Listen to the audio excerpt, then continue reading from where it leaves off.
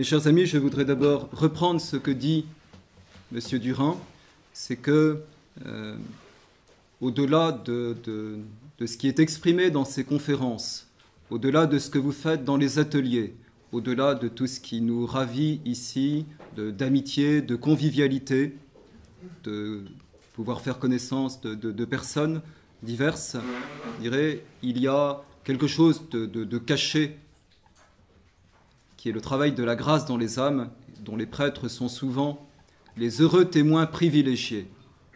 Et c'est quelque chose qui est très beau, quelque chose qui est magnifique de voir que le Saint-Esprit, il y a 20 siècles comme aujourd'hui, continue d'œuvrer dans les âmes pour pouvoir les amener, souvent par des chemins très insolites. Le bon Dieu écrit droit à travers nos lignes courbes et se sert de tout et amène les âmes vers lui. Et je voudrais que nous soyons tous dans cette prière et dans cette action de grâce pour ces fruits intérieurs, pour ces fruits de conversion qui accompagnent le travail de Civitas. Civitas a une finalité politique, et cette finalité politique, il faut bien le dire, eh bien, est la source de très nombreux retours vers Dieu, retours vers la foi, et retour, je dirais, vers la foi catholique, non pas dans son intégrisme, mais dans son intégrité. La seule que nous désirons. Nous ne sommes rien d'autre que catholiques. Dire catholique traditionnaliste, c'est déjà un pléonasme. Nous sommes catholiques. Et cela n'est pas nouveau. Cela n'est pas nouveau. La référence qu'on nous reprochera, mais la référence qui est très intéressante à l'histoire de l'Action française, avait bien montré la même chose. Avait bien montré que, effectivement, les hommes de bonne volonté, qui recherchent la vérité, les hommes de bonne volonté qui œuvrent sur le plan politique pour le bien commun, avec tout ce que cela signifie comme somme de sacrifice et de dévouement, même si on n'a pas encore la foi pour se mettre en route vers la défense de la cité, pour reconstruire la cité, eh bien, l'Action française avait suscité aussi une myriade de conversions au catholicisme qui faisait l'admiration de beaucoup de prêtres et d'évêques en France. Mais il me semble que ce phénomène prend encore une ampleur particulière aujourd'hui parce que, si vous me permettez une comparaison, parce que la nature se venge. Je connais assez bien un religieux qui s'est rasé pendant des dizaines d'années et puis qui brusquement a arrêté de se raser. Et que s'est-il passé ? La nature s'est vengée. La barbe a envahi son visage. Eh bien, de la même manière, lorsque, à force de brimer la nature, humaine, de ne plus s'attaquer simplement au surnaturel, mais de s'attaquer jusqu'à la nature, et dans des proportions absurdes. Quand on parle du mariage homosexuel, on devrait dire « le roi est nu », et bien plus que cela encore. On arrive à l'absurdité. Eh bien, à un moment donné, l'absurdité, elle hurle sur les places publiques. L'absurdité, elle est tellement partout que les gens se disent « on arrête d'aller vers l'abîme, on arrête d'aller vers l'absurdie, d'aller vers l'utopie, on se réveille. Ce n'est plus possible de continuer dans ce sens-là. » Et finalement, il y a comme une sorte d'effet boomerang qui se produit. Et cet effet boomerang en amène plus d'un par le biais de la politique, par le biais, je dirais, de la survie de la race humaine aussi, plus profondément, vers le catholicisme, qui leur apparaît alors comme étant le seul moyen, l'unique moyen qui permet de répondre à l'absurdie et à l'utopie qui est en train de se mettre en place et qui a été dénoncée au cours de cette université, celle de l'homme qui n'existe pas, de l'homme abstrait, de l'homme des droits de l'homme, de l'homme qui n'existe pas et qui conduit les sociétés au suicide.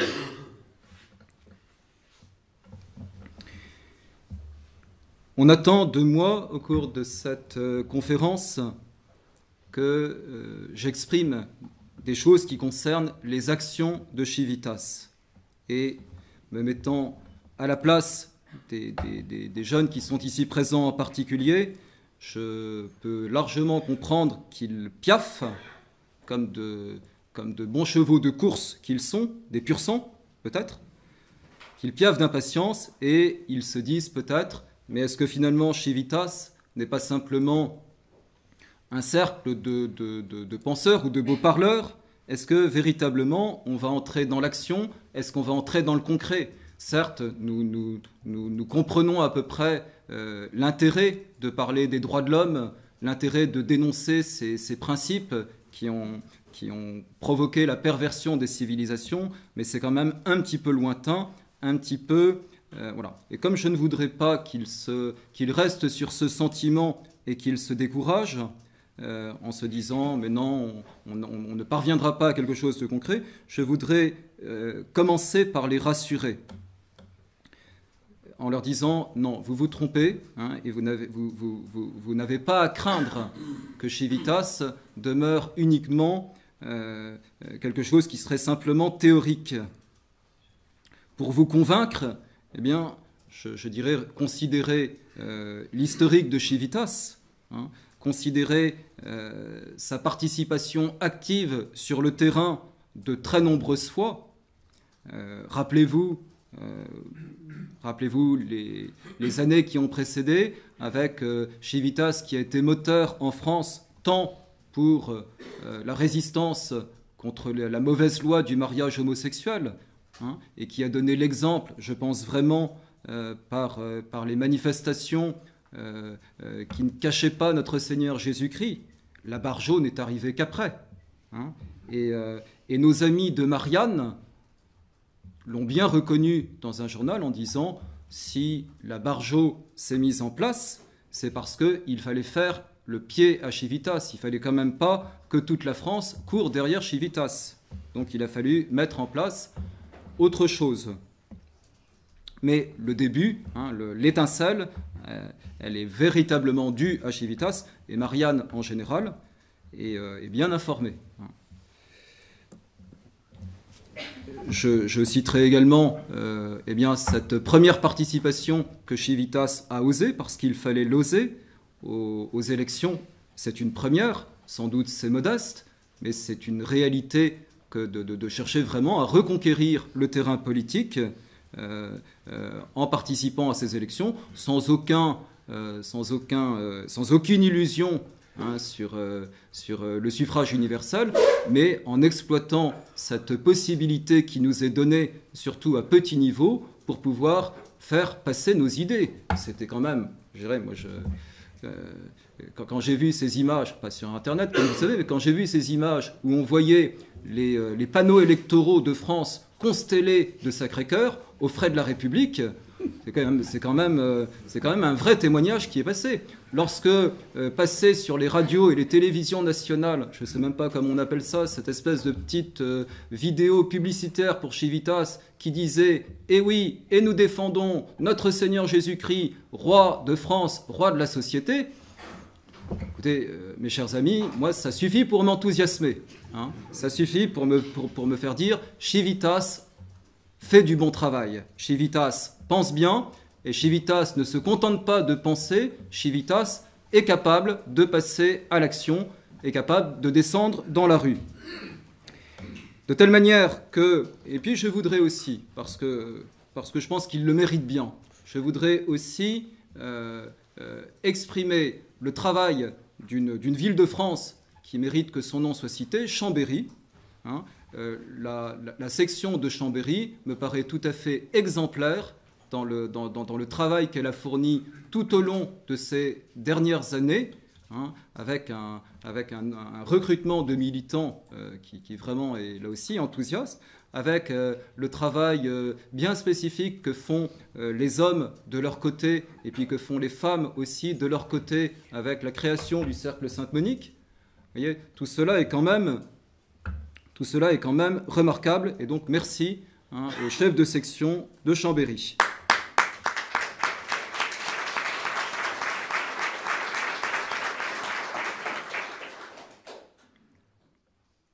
Voilà. Et donc, chers amis, après avoir, j'espère, rassuré ceux qui auraient pu être un petit peu inquiets par rapport à ça, je voudrais encore dire que s'il y a, et ce serait absolument normal, s'il y a par rapport à tout ce que vous avez entendu ici, soit des incompréhensions, soit des divergences, soit des objections, soit des questions que vous voudriez voir approfondir, n'hésitez pas.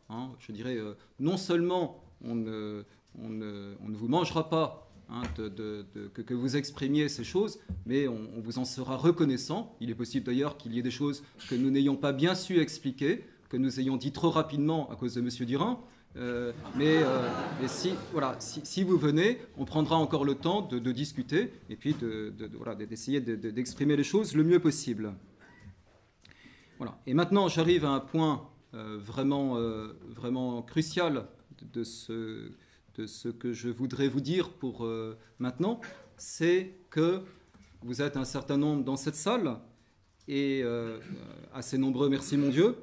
Nous avons besoin, chers amis, de chacun d'entre vous. Que chacun ne dise « moi, je suis homme, donc je n'ai rien à faire. Moi, je suis femme, donc je n'ai rien à faire. Moi, j'ai 92 ans, donc je n'ai rien à faire. Moi, j'ai 10 ans, donc je n'ai rien à faire. Moi, je suis étranger, donc je n'ai rien à faire. Moi, je ne suis pas catholique, donc je n'ai rien à faire. » Non, je dis bien que vous tous qui êtes présents ici, nous attendons quelque chose de vous et de chacun d'entre vous en particulier. Je dirais, cette session qui est très belle, cette session serait en même temps, pour finir, décevante ou stérile si elle n'amenait pas chacun d'entre vous à prendre une résolution, dirais-je, en fervant des exercices de Saint Ignace, à prendre une résolution pour dire, eh bien voilà, moi, pour ce combat dont j'ai compris la nécessité, eh bien, je suis prêt à donner ceci ou cela. Je dirais plutôt que de donner ceci ou cela, mieux encore, à me donner à ce combat. Et pour que ce ne soit pas simplement dans votre tête, que ce soit concret, je pense qu'il faut aller voir les responsables qui sont ici présents. Vous les connaissez, bien sûr, Monsieur le Président, Monsieur Léon-Pierre Durin, Monsieur François-Xavier Perron, Monsieur Pierre Studer, éventuellement les aumôniers de Civitas aussi, pour dire, voilà, nous on pourrait proposer de faire ceci ou de faire cela, de créer une section qui n'existe pas à tel endroit, d'aider pour la rédaction du périodique de Civitas. Je dirais, les idées sont nombreuses, et on a besoin de chacun d'entre vous pour cela.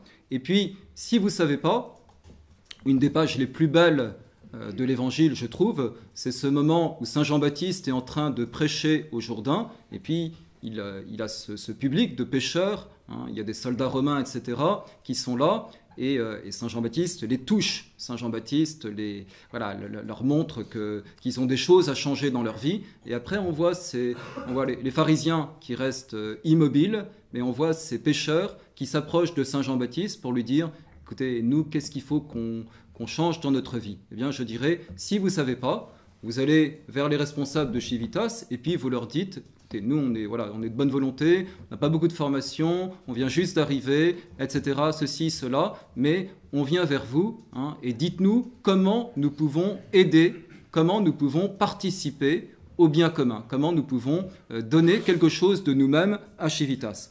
Je dirais, cette disposition d'esprit, cette disposition d'ouverture est vraiment un grand apport déjà que vous pourrez faire pour le mouvement.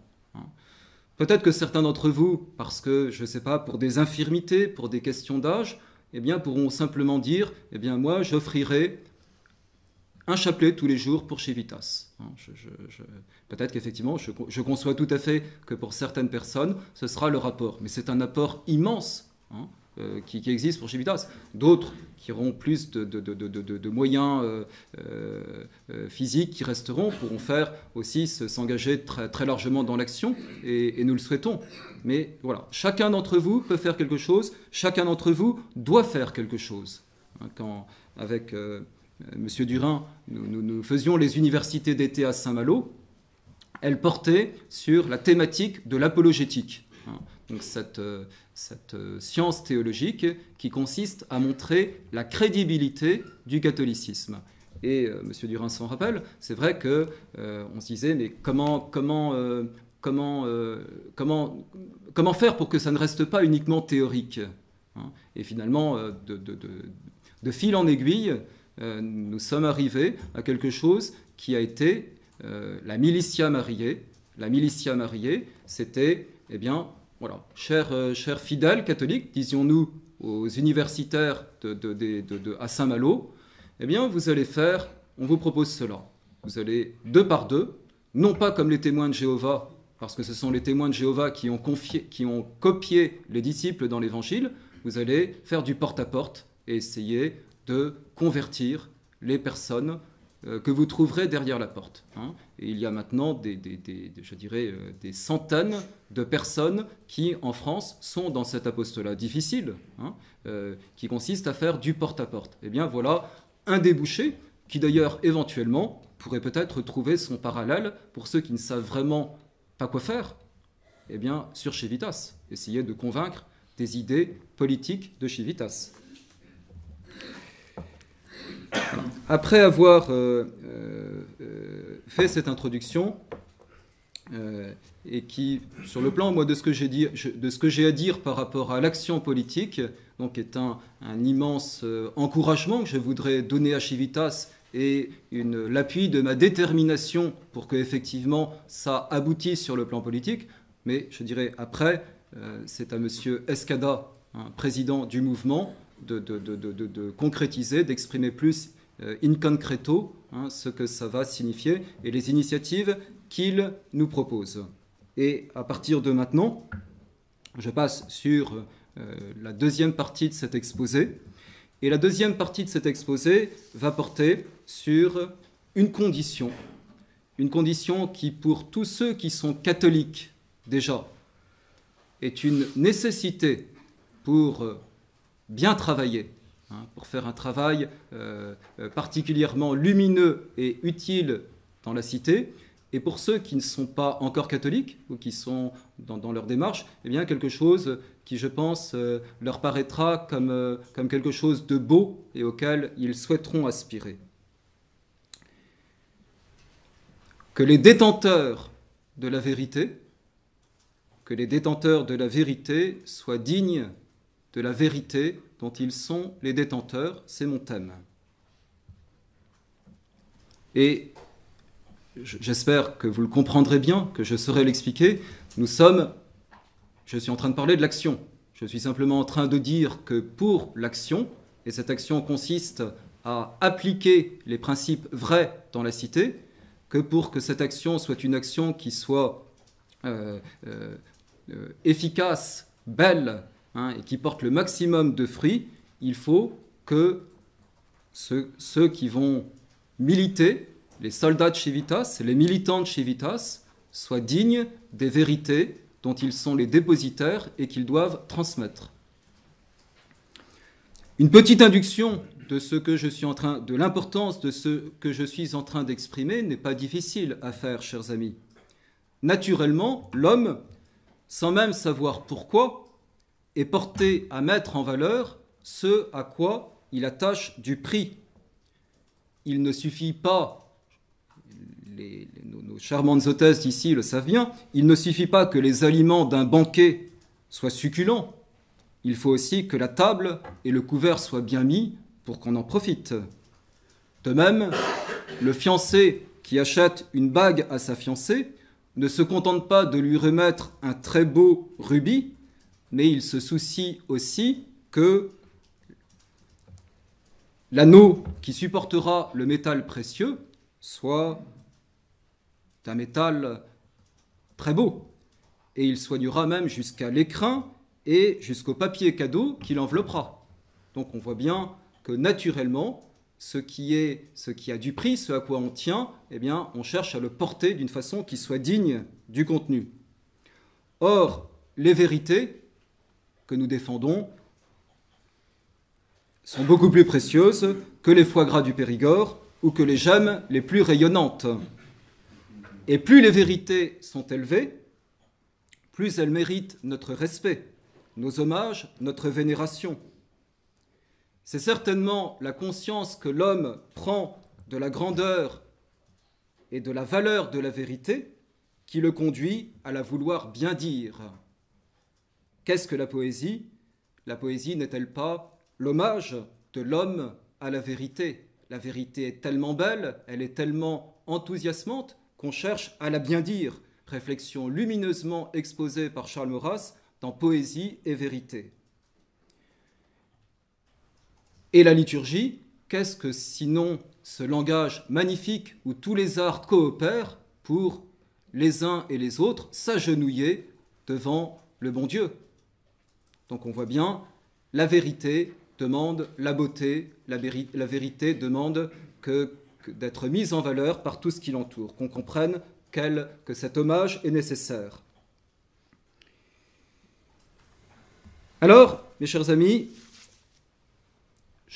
permettez-moi de reprendre l'exemple de la liturgie et de la messe, puisque nous sortons de la messe. Est-ce que vous pensez que le bon Dieu, dans une véritable église, de très belle architecture romane ou gothique, avec des ornements splendides, avec un calice magnifique, avec des statues, tout est là comme apparat, est-ce que c'est ce à quoi le bon Dieu donne le plus d'importance?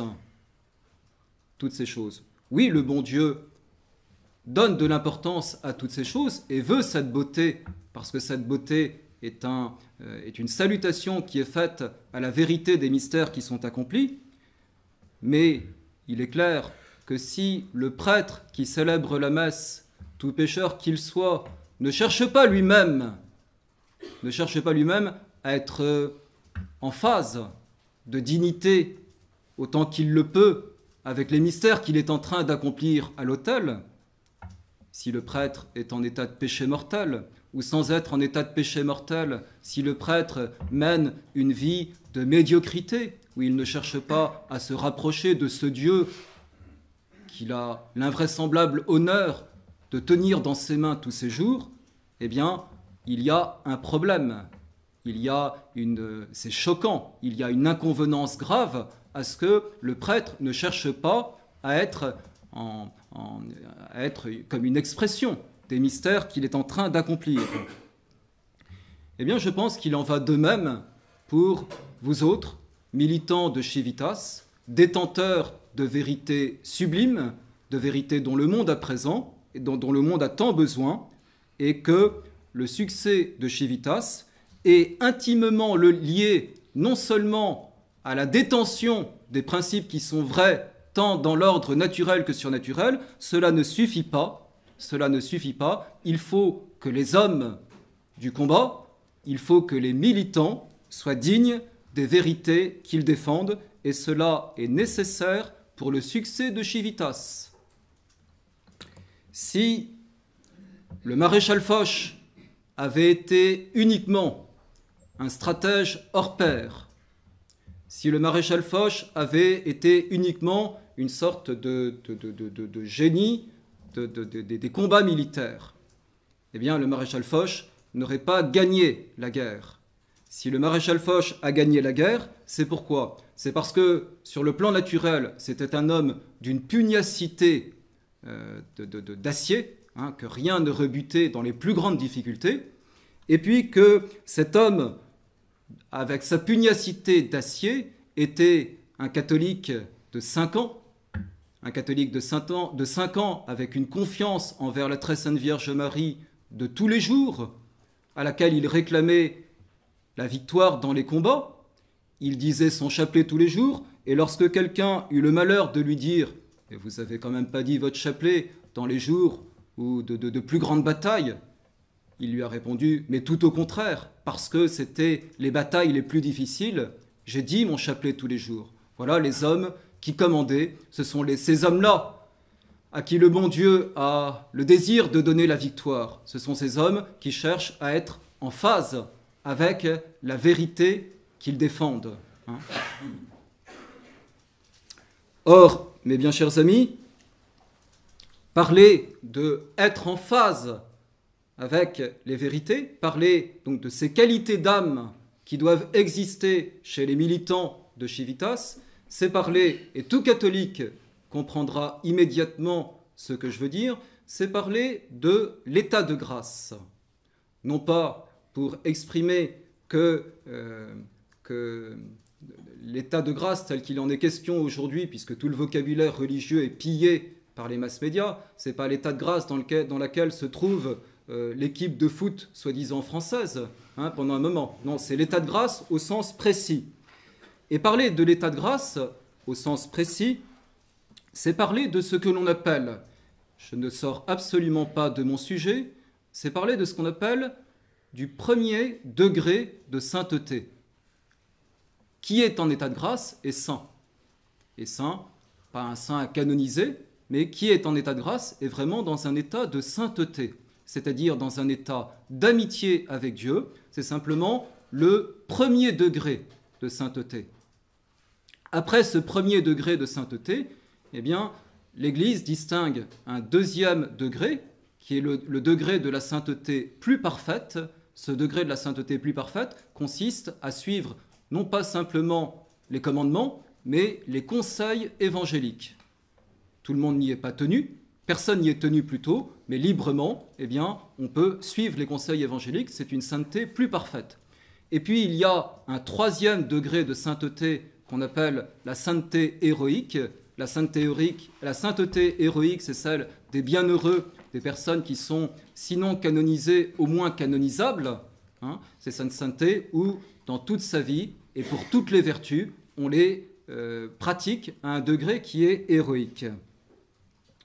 Voilà. Eh bien, ce que je suis en train d'exprimer, c'est que, bien sûr, je souhaite qu'il y ait dans les militants de Civitas des saints, du troisième degré si c'est possible, qu'on canonisera un jour. Il y en a peut-être parmi vous dont les auréoles commencent à poindre.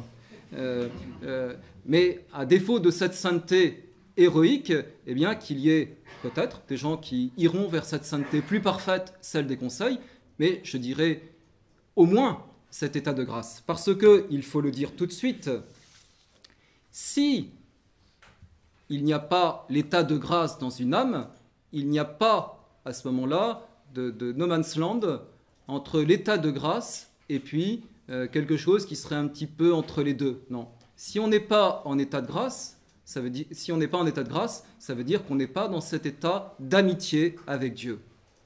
On est en état de péché, au moins du péché original, et probablement avec ensuite un certain nombre de péchés que l'on a commis.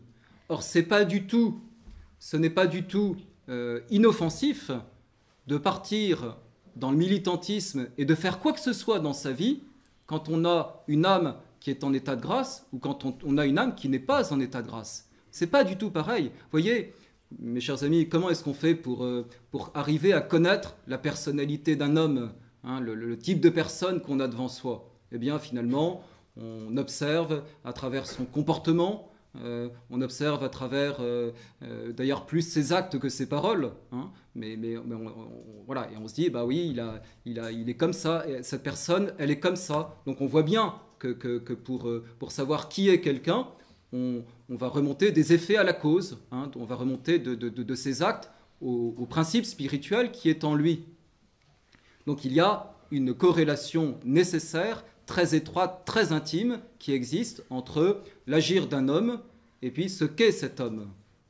Mais cela est vrai éminemment avec l'aspect surnaturel des choses, c'est-à-dire qu'un homme qui agit en état de grâce agit d'une façon qui est différente de celui qui n'est pas en état de grâce. Même si Même si, étant en état de grâce, il n'a pas beaucoup de ferveur dans sa vie, il n'empêche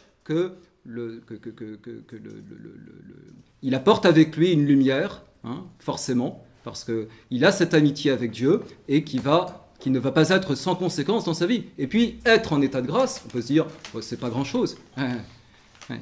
C'est pas grand-chose. Si c'est quelque chose d'important et de pas si évident que ça, hein, ça veut dire se battre effectivement sur chacun des commandements, hein, pour ne pas tomber qui dans l'impureté, qui dans l'ébriété, qui dans des pensées de haine vis-à-vis de telle ou telle personne. C'est pas si difficile que ça. Donc c'est vraiment significatif. Quelqu'un qui est et qui vit en état de grâce, et qui préférait, comme le disait Blanche de Castille de Saint-Louis, je préférais te voir mort à mes pieds, mon fils, que de savoir que tu as commis un seul péché mortel.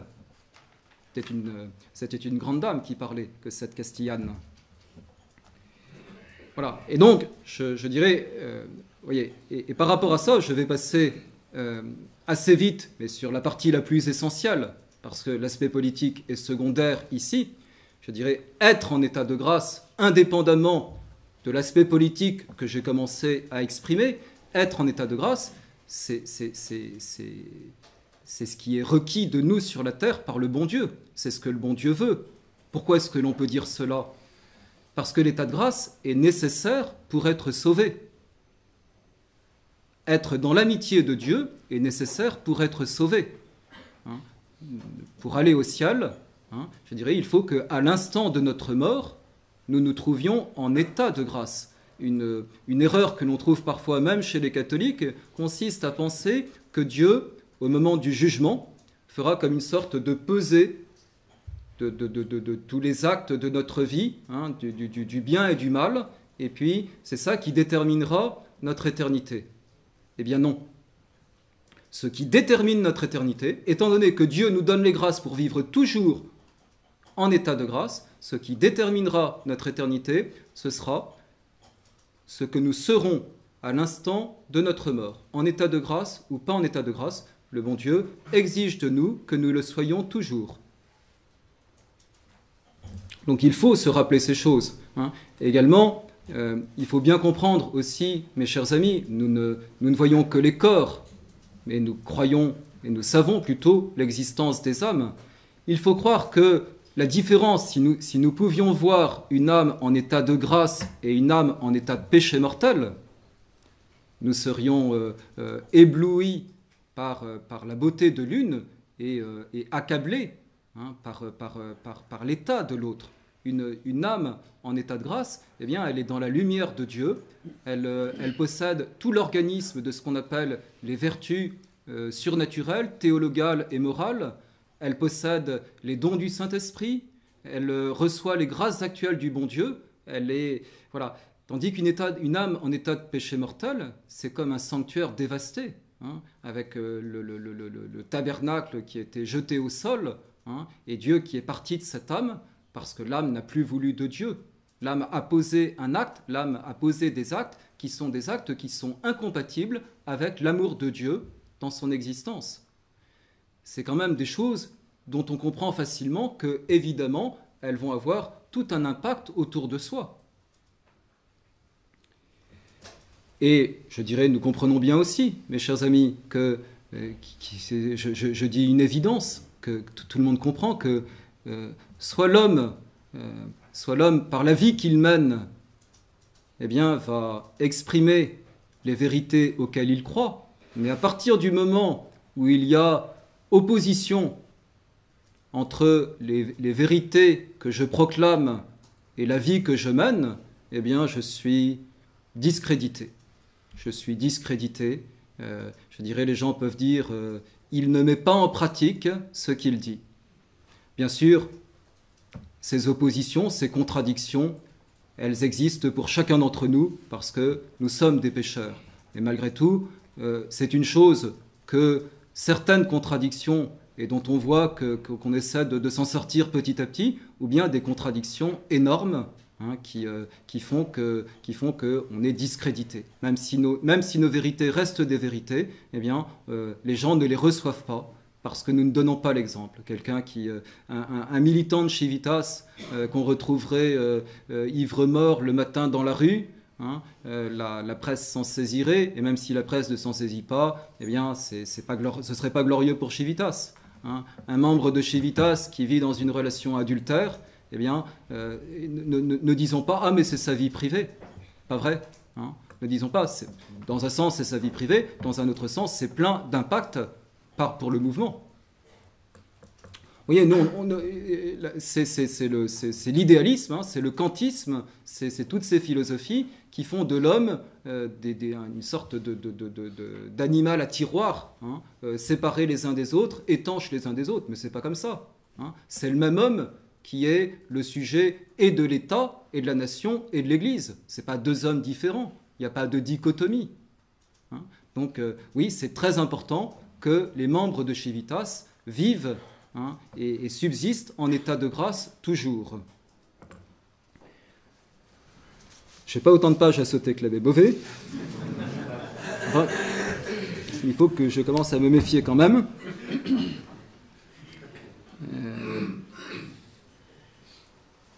Je voudrais, pour ne pas manquer de le faire, je voudrais donner quelques illustrations de ce que je viens de dire. De façon, eh bien, chers amis, que vous compreniez, même si je pense que vous me l'accordez probablement de principe, mais je voudrais vous montrer que ce que je suis en train de dire n'est pas de moi. C'est pas la doctrine d'un pauvre petit prêtre qui vous parle actuellement. Hein, c'est la doctrine de l'Église que je suis en train de vous exprimer. Le 7 octobre 1571, victoire navale de Lépante, remportée par Don Juan d'Autriche, fils de Charles Quint. Cette croisade contre les Turcs a été possible grâce à la force indomptable de Saint Pie V, qui s'est adressé à tous les rois de l'Europe et qui malheureusement n'a pas eu la réponse qu'il aurait dû recevoir de la fille aînée de l'Église. Eh bien, comment cette bataille a-t-elle été gagnée? Où il y avait une infériorité énorme des forces navales chrétiennes contre les forces navales turques. Eh bien, à l'armée entière, il a été demandé un jeûne de 3 jours, pas de poulet le vendredi. Il a été demandé la confession et la communion de tous les soldats, à commencer par Don Juan d'Autriche et des dizaines de milliers de chrétiens combattants. On ne s'est pas dit, ce jeûne de 3 jours risque d'affaiblir les soldats. Hein, ils vont avoir de grandes batailles. Non. À mener. Donc, jeûne de 3 jours, confession et communion de tous les chrétiens combattants, et en avant. Citons le rôle du père Anselme de Pétromalaria, capucin, qui lui était monté sur un mât pour pouvoir haranguer et encourager les troupes, et qui à un moment n'y tenait plus, qui est descendu, qui a pris le cimeterre d'un musulman, qui a coupé une dizaine de têtes. Et ensuite, il est allé voir Saint Pie V pour lui dire très Saint-Père, j'aurais pas dû, je suis prêtre, je n'ai pas le droit de tuer, je mérite des sanctions. Saint Pie V lui a dit bravo mon fils. Puis Saint Jean de Capistran. Saint Jean de Capistran, c'est avant, le 22 juillet 1455. La victoire de Belgrade, c'est celle que je préfère. De quelques milliers de croisés, et pas la noblesse, hein, les hommes du peuple, la noblesse d'armée, contre 100 000 musulmans, quelques milliers de croisés contre 100 000 musulmans, remportés par un seul chevalier, Hunyade, et surtout par Saint Jean de Capistran. Et voilà ce que disent les historiens. Le matin, chacun avait reçu la petite hostie blanche, le corps du Seigneur reposait en eux, comme au fond d'un tombeau vidé par l'angoisse. Et la bataille je ne peux pas détailler, c'est une merveille, cette bataille de Belgrade, et on voit que le bon Dieu a fait des miracles à répétition pour qu'elle soit possible. Le bienheureux Marc d'Aviano, le 12 septembre 1682, victoire de Vienne, hein, On voit que, voilà, au XVIIe siècle, ils sont à Vienne, nos amis. Hein. Victoire de Vienne de 80 000 chrétiens contre 300 000 Turcs, remportée par un héros, Jean Sobieski, roi de Pologne. Les historiens disent « Le 12 septembre était un dimanche. Un radieux soleil illuminait le jour de la délivrance de la chrétienté. Tôt le matin, le père Marc célébra la messe. Lorraine, Sobieski et tous les généraux communièrent. L'assaut des Ottomans commença avant la fin de la messe, mais les guerriers restèrent à la messe. Et avant le départ des guerriers, le père Marc, le crucifix en main, leur donna la bénédiction apostolique. Saint-Laurent de Brinde, cher père, le 11 octobre 1601, victoire en Hongrie de Albe Royal, avec honneur à la France cette fois-ci, même si elle n'était que faiblement représentée, avec le duc de Mercœur, gouverneur de Bretagne, frère de Louise de Vaudemont et veuve de Henri III. 18 000 chrétiens contre 80 000 musulmans. Et les historiens disent, Laurent et ses compagnons commencèrent un jeûne rigoureux. Il organisa dans l'armée des prières publiques. Et nuit et jour, il entendit les confessions des guerriers. Il connaissait le pouvoir d'une bonne conscience pour stimuler le courage des guerriers et il réussit à éveiller et à conserver dans l'armée impériale un enthousiasme ardent et religieux bien propre à inspirer un courage sans bornes. Et je pourrais continuer, mes chers amis, de ces exemples admirables où l'on voit l'esprit chrétien, l'esprit de foi qui régnait, que l'homme ne gagne pas les victoires par lui-même, que l'homme chrétien gagne les victoires par la force de Dieu. Je recite Foch. « Les personnes qui prient, disait-il pendant la guerre, tiennent en main le salut de leur pays. Elles sont ma force. » Et voilà maintenant l'exemple plus récent de quelques-uns de grands chefs politiques. De Valera, chef du gouvernement irlandais de 1932 à 1948, communiait chaque jour et faisait, chers amis, qui êtes des hommes très occupés, faisait 5 visites du Saint-Sacrement tous les jours. Charles d'Autriche assiste à la messe et communie tous les jours, porte le scapulaire du Mont-Carmel. Franco, messe, communion, chapelet tous les jours, retraite spirituelle chaque année.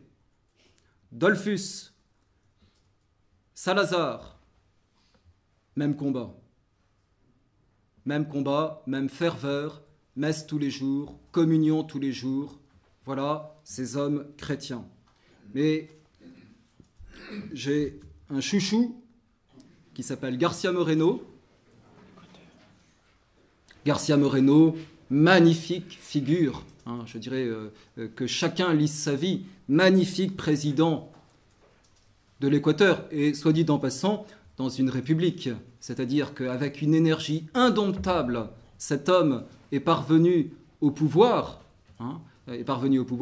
malgré toutes les difficultés qui viennent de ce qu'il faut être élu par les suffrages. Eh bien, sa magnanimité, ses compétences extraordinaires. Hein. Si vous voulez, cet homme-là, je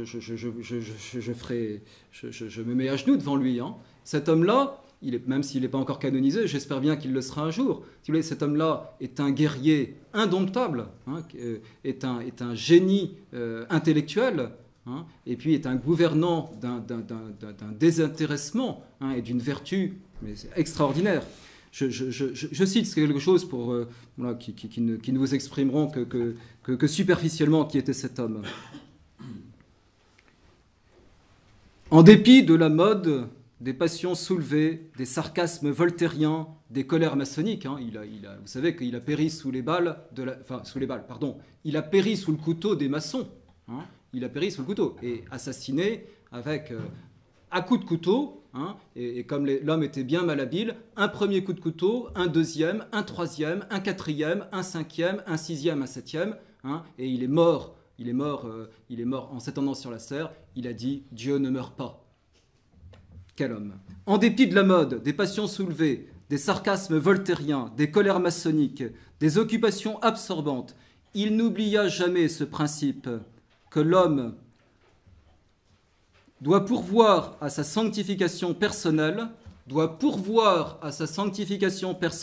s'il veut entreprendre avec succès la régénération d'une âme et à plus forte raison celle d'un peuple. Il y est arrivé. Je dirais, on peut démontrer la vérité de ce qu'il a dit, mais sa vie en témoigne. Il consacrait tous les jours une demi-heure à méditer. Le texte de l'Évangile lui servait habituellement de sujet de raison. Il en faisait ses délices et le savait par cœur. Il avait une mémoire absolument fabuleuse. Et assistait à la messe et disait son chapelet chaque jour. Il se confessait chaque semaine. Et écoutez cette anecdote. Un supérieur d'ordre religieux, qui pour lui épargner chaque semaine un quart d'heure de chemin, s'offrit de lui envoyer son confesseur. C'est le président de la République. On va lui envoyer le confesseur au palais présidentiel de façon à ce qu'il gagne un petit peu de temps. Et que répondit Garcia Moreno ? Mon père, c'est au pécheur d'aller trouver son juge et non au juge de courir après le pécheur. Il aimait la France, mais il voyait la France sombrer dans la commune et il avait dit à ce moment-là, s'il y avait en France un homme d'énergie, bientôt elle reprendrait son rôle de fille aînée de l'Église.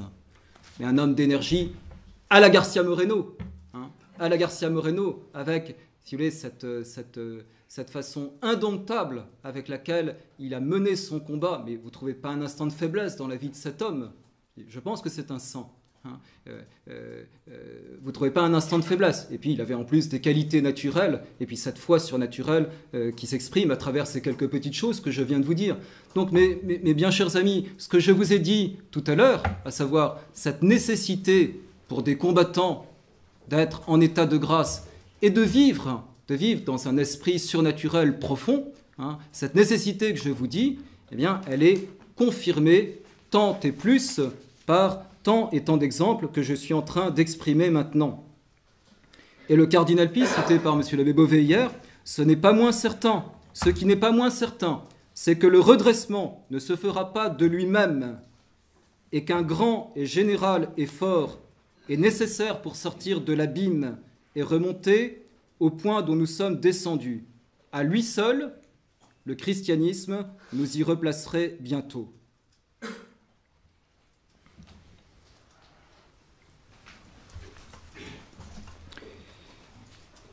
Dans ce livre qui s'appelle, dans l'Ancien Testament, l'Ecclésiaste, au chapitre 9, verset 13, donc, il y a cette étrange énigme écrite par Salomon. Cette étrange énigme exposée comme si elle était dans l'histoire et conçue cependant en des termes si généraux qu'elle semble donner une loi constante. Vous comprenez ce que je veux dire ?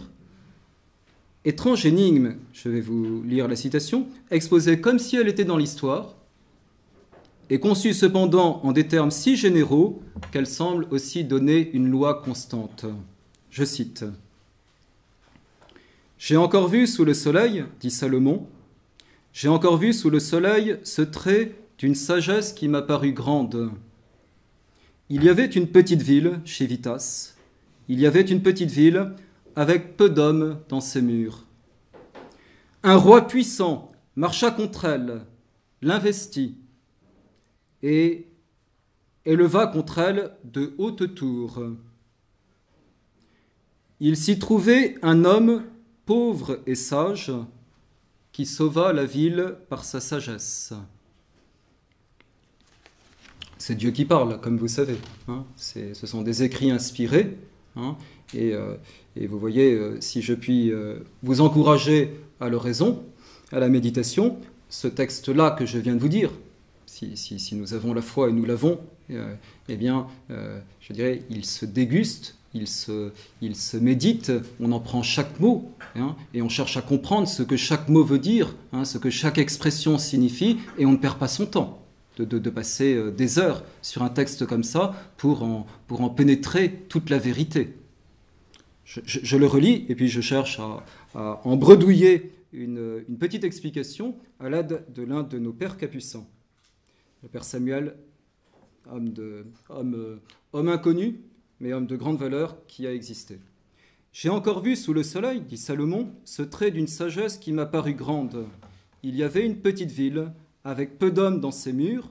Un roi puissant marcha contre elle, l'investit et éleva contre elle de hautes tours. Il s'y trouvait un homme pauvre et sage qui sauva la ville par sa sagesse. Ça nous intéresse, hein, parce que nous voulons sauver la ville, nous voulons sauver la cité, hein, nous voulons sauver la France, hein, donc nous sommes concernés par cette phrase. Hein. Nous sommes concernés par cette phrase, et puis, a priori, nous y trouvons une solution qui nous est donnée par le Saint-Esprit. Il y avait un homme pauvre et sage, hein, qui sauva la ville. On aurait pu trouver 1000 autres qualités exprimées pour dire cet homme. Saint Thomas d'Aquin ne dit-il pas que le gouvernant doit avoir comme première vertu la prudence? On aurait pu trouver la prudence, on trouve la pauvreté et la sagesse. Mais reprenons le départ. Une petite ville avec peu d'hommes dans les murs. Peut-être qu'il y en avait beaucoup des hommes. Peut-être qu'il y en avait beaucoup. Mais peut-être qu'il y en avait en réalité bien peu pour pouvoir défendre cette ville contre le roi qui marcha contre elle. N'est-ce pas notre situation? Nous sommes dans une cité avec peu d'hommes. Peu d'hommes parce que le grand nombre qui matériellement est présent dans cette ville, le grand nombre ne se préoccupe plus de la cité. Qui aime la France? Qui aime la France encore? Mais nous, eh bien, nous aimons la France et j'en profite, puisque je me suis vraiment promis de le faire, que nous sommes très honorés et très enchantés de la présence parmi nous de nos amis des pays étrangers. Hein. Le catholicisme, c'est la seule internationale qui tienne. Hein, et donc sont présents parmi nous un ou plusieurs Belges, un sûrement, des Suisses, au moins 4, et puis mon ami Peter Sudlow qui vient de débarquer ce matin de Grande-Bretagne. Voilà. Et donc c'est une force pour nous, hein, que d'avoir ces contacts, dans les autres pays. Multiplions-les, hein, souhaitons-les, hein, je dirais, qu'un bloc catholique puisse se faire. Maurras parlait du bloc latin, mais je dirais, moi, pour ça, je suis plus libéral que Maurras. Hein, et donc, avec l'Angleterre, pas de problème, hein, en parlant du catholicisme anglais, et tous les autres aussi. Donc, le roi puissant marcha contre elle, et puis il l'investit. Hein, il l'investit, pas de difficulté pour l'investir. Si vous n'avez pas des Don Juan d'Autriche, des Saint Pie V, des Garcia Moreno, des Saint Jean de Capistran, pas de problème pour investir la ville, si finalement la ville est complètement corrompue et que plus personne ne se préoccupe du bien commun. Hein, et que peut-être le peu d'hommes qui existent encore dans la ville, lui-même est un peu découragé, vivote plus ou moins en état de grâce et se préoccupe peu de beaucoup de choses. Et donc il l'investit et il s'élève contre elle. Mais évidemment, les deux mots qui retiennent notre attention, c'est la pauvreté et la sagesse. La sagesse, on ne s'en étonne pas trop, parce que on se rend bien compte que pour pouvoir sauver la ville qui a été investie, eh bien, il est nécessaire qu'il y ait un homme qui soit sage. Qu'est-ce que c'est que la sagesse? La sagesse, c'est bien au-dessus de la science. Hein. La sagesse, c'est cette compréhension supérieure des principes. Et cette compréhension supérieure des principes ne peut pas aller sans une référence constante à Dieu, qui va faire voir les choses du plus haut, hein, et qui va permettre, en partant du plus haut, de comprendre profondément la réalité. Donc il faut cet homme qui soit sage. Mais pourquoi pauvre? Vous allez me dire, là, vous prêchez pour votre paroisse. Hein. C'est pas moi qui parle, c'est le Saint-Esprit. Si le Saint-Esprit se fait un peu capucin, je n'y peux rien. Donc oui, pauvre pourquoi? Pauvre parce que pauvre, il faut bien comprendre la pauvreté à différents niveaux. Le Père Laurent en parlerait bien mieux que moi. Cette pauvreté, c'est effectivement de ne pas se dire « Oh, le premier souci de Civitas, c'est que chacun vide bien ses poches avant de partir, hein, c'est les euros, etc. Je ne dis pas qu'il faut le mépriser. Je laisse à ceux qui en ont la charge, et elle est ingrate, le soin. Mais je dirais, il ne faut pas avoir dans l'esprit, Civitas, ça va marcher parce qu'on aura les poches pleines. Non. Et je dirais, attention, vous savez, les sociétés, elles crèvent plus d'avoir trop d'argent que pas assez. Hein. Donc, pauvreté. Mais ce n'est pas que cela, mes chers amis. Je dirais, c'est cela, mais ce n'est pas que cela. Si on a cette mentalité, eh bien, ça veut dire qu'on croit plus aux moyens humains et matériels qu'aux moyens divins. Hein, les grands hommes dont j'ai parlé tout à l'heure, je pourrais vous exprimer la pauvreté de chacun d'entre eux, c'est-à-dire le désintéressement. Hein. Je dirais, ce n'étaient pas des gens qui cherchaient le pouvoir pour le pognon. Hein. C'était des gens qui voulaient le pouvoir pour le bien commun. Garcia Moreno, ses adversaires politiques qui cherchaient des poux dans ses cheveux, eh bien, n'ont jamais pu rien dire de lui. Et quand on a vu ce qu'il transmettait à sa famille, c'était rien. Hein. Il avait rien touché pour lui. Donc un désintéressement profond. Mais c'est plus que ça encore, la pauvreté. La pauvreté, c'est le fait, vous voyez, d'être dans l'existence suffisamment détaché de toute chose. Hein. C'est une pauvreté à d'autres niveaux. Suffisamment détaché de toute chose. Eh bien, pour pouvoir être attaché profondément à Dieu. Hein. Et cet attachement profond à Dieu fait que, eh bien, on est un petit peu plus ou un peu moins mal instrument de Dieu. Qu'on peut être instrument de Dieu parce qu'on n'est pas sollicité par mille choses qui vont dans tous les sens, parce qu'on ne s'inquiète pas de tant et tant de choses, non, parce que Dieu simplifie l'âme qui est pauvre, qui est donc orientée vers lui, et que étant orientée vers lui, eh bien, il va pouvoir lui faire comprendre les choses. Pourquoi est-ce qu'elle est sage? Parce qu'elle est pauvre. Pourquoi est-ce qu'elle est sage? Parce qu'elle est pauvre. Le bon Dieu peut lui communiquer sa sagesse, parce que cette âme n'est pas sollicitée et divisée par mille choses sur la terre. Hein. Donc la sagesse vient bien de Dieu. Vous allez me dire, c'est trop élevé. Non, c'est pas trop élevé, puisque c'est le Saint-Esprit qui nous le donne, qui nous donne ici une leçon de politique. Hein. Comme disait Bossuet au Grand Dauphin, vous m'avez dit encore 5 minutes, c'est ça 4. Comme disait Bossuet au Grand Dauphin, eh bien, c'est la politique tirée de la Sainte Écriture. Hein, et il ne pouvait quand même pas mieux former le Grand Dauphin hein, que de tirer effectivement ces grandes leçons qui sont contenues dans la Sainte Écriture. Alors, mes chers amis, je conclus là-dessus. Hein. Je pense avoir...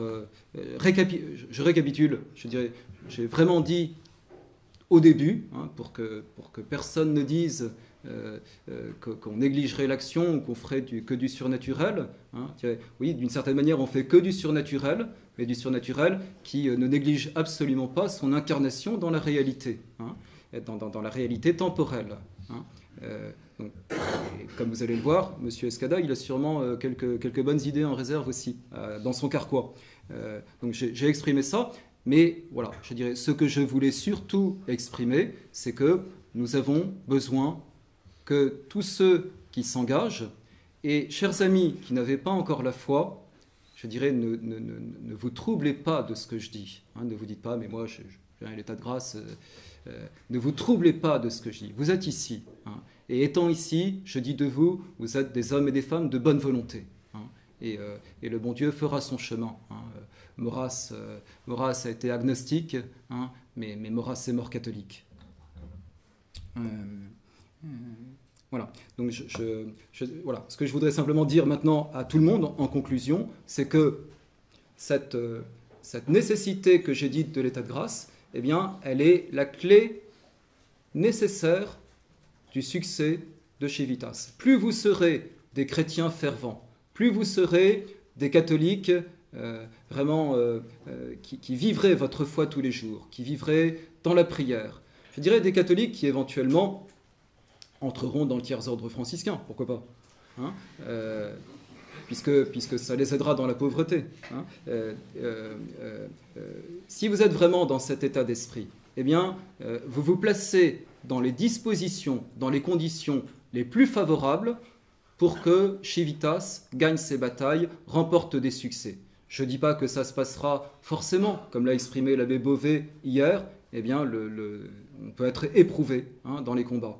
Mais étant éprouvé dans les combats, on ne se décourage pas dans les combats, on ne se fatigue pas dans les combats, si on a cette âme qui est vraiment imbibée de vie surnaturelle, imbibée de Dieu. N'est-ce pas Eh bien que la très sainte Vierge Marie, qu'il ne faut pas oublier, qui a un rôle qui est nécessaire, c'est peu de le dire, puisqu'elle est vraiment celle qui écrase la tête du démon, celle qui est le généralissime, on peut vraiment dire, des armées chrétiennes, que la très sainte Vierge Marie, mes chers amis, et c'est notre intention de prière, à nous autres de prêtres qui sommes ici, en particulier pour Civitas, pour vous tous, eh bien c'est cette compréhension supérieure du combat, clé du succès. Merci beaucoup.